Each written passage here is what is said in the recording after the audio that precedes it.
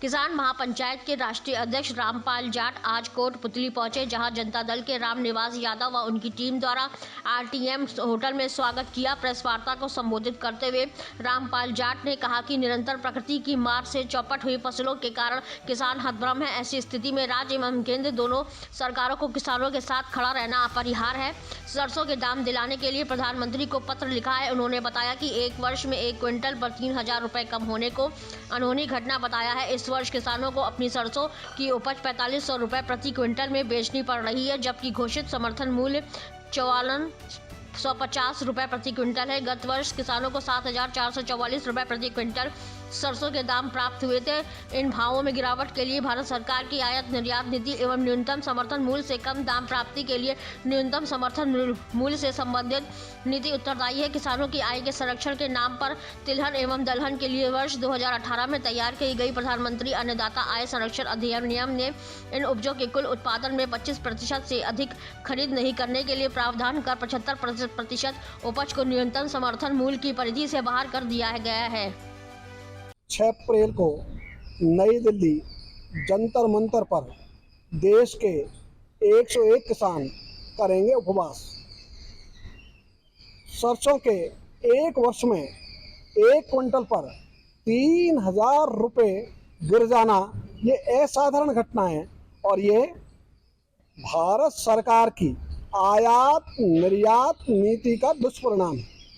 इसी ढंग से खेत को पानी के लिए जो राजस्थान की महत्वपूर्ण योजना है इंदिरा गांधी नहर परियोजना के बाद, वो है पूर्वी राजस्थान नहर परियोजना ERCP। उसको राष्ट्रीय परियोजना घोषित करने के साथ ही सिंचाई प्रधान बनाए जावे और जो संपूर्ण जिले हैं उनके जितने भी बांध है नदी है उन सबको इनसे जोड़ा जावे। यदि साबी नदी इससे कनेक्ट हो जाती है तो जयपुर जिले की कोटपुतली, विराटनगर जैसी तहसीलें और आपके अलवर की चाहे बानसूर हो चाहे भैरोड़ हो ऐसी तहसीलें, वो सब पुनः जो सूखा प्रदेश हो गया वो हरियाली प्रदेश बन सकता है। इसके लिए भी हमने कहा है और इसके लिए बजट में संपूर्ण लागत की भरपाई इसी वर्ष की जावे तो ये 2 वर्ष में पूरी हो जाती है। इसलिए दोनों बातों को लेकर हमने ये पहले 5 दिवसीय पदयात्रा आरंभ की जो जयपुर पहुंची 28 फरवरी को।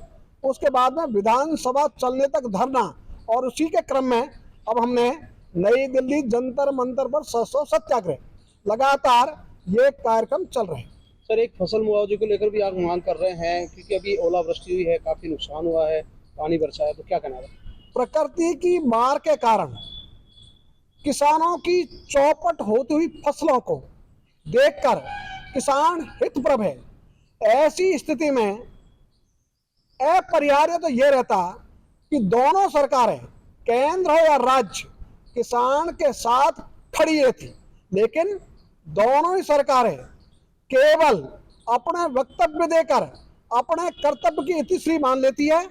जितना नुकसान उतनी भरपाई के सिद्धांत पर न तो केंद्र ने जो आपदा राहत कोष के नियम है उनमें संशोधन किया, जो खुद केंद्र सरकार की सिफारिश थी 2010 की हुडा कमेटी की कि 1 हेक्टेयर पर कम से कम 25,000 रुपये की सहायता दी जावे और आज की तारीख में तो वो दे जानी चाहिए 50,000 प्रति हेक्टेयर। मूल सूचकार के प्रधानमंत्री जी ने 2018 में राजस्थान में आकर घोषणा की। उन्होंने एक काम तो अच्छा किया कि जल शक्ति मंत्रालय बनने के बाद उसकी कमान राजस्थान को सौंप दी, लेकिन जिनके हाथ में कमान आई उस योजना को आगे बढ़ाने के लिए इस योजना का मूल स्वरूप बिगाड़ने पर तुले हुए हैं। इस कारण से अटक आ रही है और इसीलिए उन्होंने इस परियोजना को राष्ट्रीय परियोजना घोषित अब तक नहीं किया है, जबकि यदि राष्ट्रीय परियोजना घोषित कर देते तो इस पर विराम लग जाता उनके आरोप प्रत्यारोप पर। और अच्छी बात ही रही कि अभी 2 बांधों पर काम चालू है।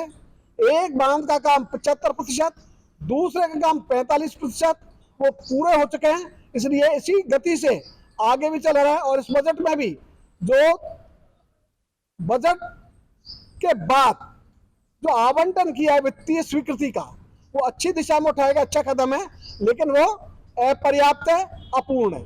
इसलिए उसको जो उसकी लागत है लगभग 37,000 करोड़, उसको मीट आउट करने के लिए आगे बढ़े राज्य सरकार इसी वर्ष में।